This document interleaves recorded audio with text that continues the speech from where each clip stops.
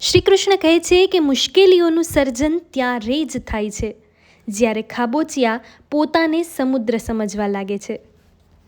શ્રી કૃષ્ણ કહે છે કે વિરોધમાં કેટલા છે કંઈ જ ફરક પડતો નથી. સાહેબ બસ સાથ આપવાવાળો દમદાર હોવો જોઈએ. શ્રી કૃષ્ણ કહે છે કે આપવાની આદત પાડી દો, મળવાનું એની જાતે જ શરૂ થઈ જશે. ભલે એ ઇજ્જત હોય કે પછી ખુશી હોય કે શાંતિ હોય. કર્મનો ન્યાય નિશ્ચિત છે.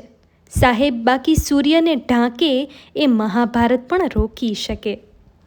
ભગવદ્ ગીતામાં સાફ સાફ લખ્યું છે, જે જેવી ભાષામાં સમજે તેને તેવી ભાષામાં સમજાવવા, પછી ભલે ને સામેવાળી વ્યક્તિ ગમે તેટલી અંગત કેમ ના હોય.